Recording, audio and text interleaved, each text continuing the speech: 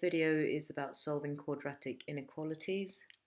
Just before we start, we're going to do a quick warm-up before we look at doing the videos. Okay, solving inequality via factorising, there are a few things we need to make sure we know before we do the video. And first thing is to be able to factorise a quadratic. A quadratic contains an x squared. Okay, I'm going to plus 5x plus 6. So in order to factorise it, you're doing the reverse of expansion and you're placing this back into brackets. So first start off with your x times by x, which will give you the x squared. To get the factors, you need to inspect factors of 6 are 1 and 6, 2 and 3. And we can also consider the negatives, but we're not going to do that for this quick warm-up. So in selecting the right factors, you're going to choose 2 and 3 because they sum together to give me positive 5, and therefore you place them in the second part. So remember, multiply out and just double check, does it give you the original? Okay, if you were to solve the above equation, what you will expect in all quadratics is always that the equation should be eventually equated to 0. So therefore you could rewrite x squared plus 5x plus 6 in the format of a double bracket, and therefore you would equal that to 0. So if we're solving this one, we're saying what is the value of x in order to get this 0. Well, let's just take a look to get the value of x. If we want to equate this bracket and I want to make the x plus 2 bracket to equal to 0 on the inside, therefore if this is 0 and it times by this bracket, you will always also get a 0. X must be minus 2. Okay? So if x is minus 2, all we have done is reverse the sign on the positive 2 to give me x equals minus 2. So minus 2 plus 2 is 0. And on this side, we have x equals 3. But it has to be minus 3 in order for this bracket to be 0. Okay, second skill we need to know is about what quadratic graphs look like. Now, if you have an x squared, you get a parabola. So it's a nice smooth curve. I'm going to call this one an N shape. Or you could get this parabola, which you might be more familiar in GCSE, which is our U shape. Now, if you're looking at this equation, would you expect an N shape or a U shape? The answer, you would expect a U shape, because whenever the x is a positive x squared, you would expect this. Whenever it's a negative in front of it, you'll expect this. Okay, so just moving on to the inequality signs. Now just be mindful that this is an inequality sign, and it depends which way around you put the x. So if the x was on this side, you're saying every single number smaller than x. So if we change the x round and keep it on this side, you're saying x is every single number that is bigger than whatever is on this side, but you're saying now x is every single number that is smaller than whatever numbers on this side. So let's actually put some numbers in. If I said 2 there and 2 there, let's see the difference. So I'm saying that x is a value that's bigger than 2, where x is a value that is smaller than 2. So that's the order in which you put it changes things. Okay, so let's get into the video and start solving quadratic inequality. So our first quadratic inequality is x squared minus 25. Well, from your previous understanding of factorising, you're using dots, which is the difference of squares. If you're not sure what that is, please go back and take a look at that as a short revision. So therefore, x is positive 5 and x is minus 5 on this side. Okay, so x is positive 5, x is minus 5, and it's greater than 0.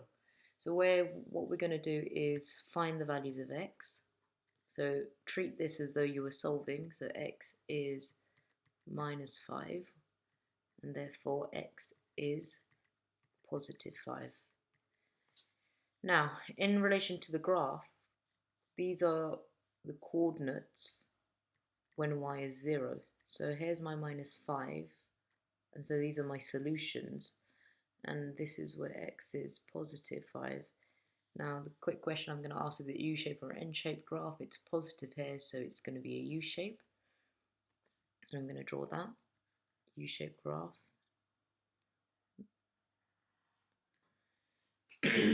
So here are my two values. Now, if the question is asking you for greater than 0, the area you look at on your graph is where the graph is above the 0 line on the x-axis.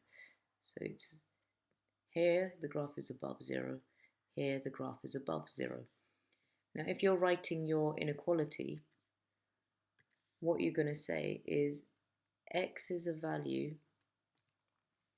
that is smaller than minus 5, and x is a value that is bigger than positive 5. Yeah, so if you were to plug in a value where x is smaller than minus 5, so smaller than minus 5 means minus 6. And if you were to put minus 6 into this equation, minus 6 squared is 36, and 36 to take away 25 is a value that is bigger than 0, even on the negatives. And if you were to go forward and look at 6 again, the positive 6, or 6 squared would again give you positive 36, and positive 36 take away 25 is a value that is bigger than 0. So here are my two answers. Okay, next question you can try. Pause the video, or if you're still unsure, then work through this one. So we're using dots again. It's the difference of squares, and we've got minus 2 and plus 2, and it's now smaller than 0. My solutions are x is equal to 2, so we're reversing the sign. X is equal to minus 2. Okay, well, let's have a look at the equation. X squared is positive, so therefore it's U-shaped, so let's draw the U-shape. And these 2 points on the graph would be x is 2 here, whereas x is minus 2 over on this side. Now we're looking at the region of the graph where this is less than 0, and it's this below region there. So what you want to say is that my solutions are between these two numbers, so x is a value that is bigger than minus 2 but not equal to minus 2, and x is a value that is smaller than 2. So that's how you would write that one up. Okay, question 3. Okay, you're going to start to factorize. So let's factorize this. So we've got y this time and y this time. So just ignore the fact that we're using y's, and we won't relate that to the x's, but we'll use this as the y coordinate. Okay, so we've got two factors that make 70 are clearly 10 and 7, and they combine to give you the 17, so I know that they are the correct ones. But however, this is a minus, so both must be negative, because negative 10 times by negative 7 is still positive 70. So negative 10 minus 7 is a value that is smaller than 0. So my solutions are y is equal to 10 and y is equal to 7. It's a U-shaped graph because the y squared is positive. So my graph will look something like this. Okay, and my points are y is 7 and y is 10. And I'm looking for below the graph, so I'm looking at this region of the graph. And so my answers are y is a value that is bigger than 7 and smaller than 10. Okay, so that one's done. Next question. Now this one's slightly harder, so you would expect this one now approaching that grade 8 question. Now all you have here is a -7. Now what you should always do if you're solving quadratics, take this to 0, bring the 7 on the other side, so you end up having plus 13, which stayed put, and the 7 moves over and inverses to a plus 7. And then we have x squared plus 9x.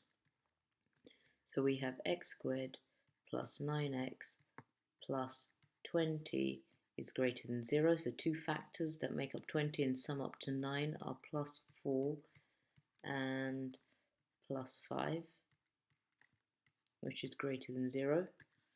So the solutions are x equals to -4 and x equals to -5.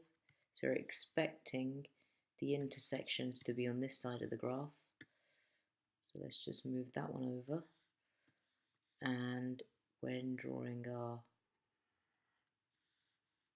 quadratic, we can see that there's where these 2 points lie. So we've got -5. Remember, the -5 is more negative, so it's on this side, and we have the -4.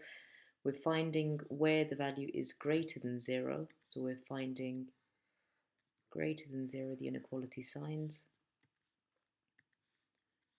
And so we're saying that x is a value that is smaller than -5, and it can be a value that is bigger than -4. Now what's nice is that these arrows indicate the positions. So if you're in a moment of doubt in the exam, just remember that as long as your x's are on this side, on the left hand side, you can use that. Okay, next question. Right, so a much harder question there. So you can pause the video and have a go. Just apply what you would expect to do. Remember, the tip is you want 0 to be on this side. Okay, so the first thing you want to do is multiply out, expand the bracket. So you get the x squared, you get just an x, and it's greater than or equal to 112 minus 5x. Right, so we take the other two on the other side, so this minus 5x comes onto this side, turning it into a plus x. Plus 5x, which gets added onto the x, giving me 6x, and we've got this minus 12, which is greater than 0. So you need to pick two factors that multiply to give you minus 12, and play around with that and just double check. But what you should be coming up with is x plus 14 and x minus 8. Okay, so big numbers, but just have a go at doing that. So we've got our x value to be now minus 14 and x value to be positive 8. So let's draw the graph. It's U-shape again because we've got the x squared, and let's see where these values are. It's minus 14 and that's my 8. Alright, okay, so we're now looking for the values where x is greater than 0, so it's upwards now. Okay, and so by drawing these two arrows are going to help me.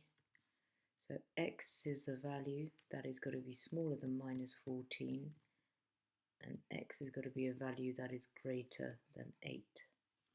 Okay, so they're the answers to those questions. That's the answer to this question, which would be about a grade 8 question. And then we have a little bit more of a challenging question with this grade 9, where they might complicate it with just putting just more algebra, more collecting like terms. But once you overcome the first step and equate it, well, get one of the sides to equal to 0, then you can just solve your inequality there. Okay, so let's expand this. So we've got a squared plus 3a plus 2. Expanding this bit would give you a minus 3a and a minus 6. Okay, so taking, let's just tidy that one up, minus 3a. So taking both to the other side would inverse the operation, so we would have an a squared. This would turn into a plus a, which will combine with this 3, giving you a 6a, and this would turn into a positive 6, combining with the 2, which will give you positive 8, which is less than 0, picking two factors that make up, that multiply to give you 8 are 4 and 2, and they sum together to give you the 6, so that's how I know I've got the correct factors, and it's less than 0, and a is a value, a is a value, not x, is a value that is minus 4 and minus 2. A is minus 2. So this would probably be typically a 5-mark question. So let's draw our graph. Both negatives are on this side. So I'm expecting my graph to dip and look like this. And we've got the minus 2, minus 4. We've got the minus 2. And we're looking for the value where it's less than 0, so it's underneath the graph, and therefore we can finalize our answer by saying a is a value that's in between minus 4 and 2. So a is a value that is bigger than minus 4, does not include minus 4 because there's no underline here, and a is a value that is smaller than minus 2 but does not include minus 2. Okay.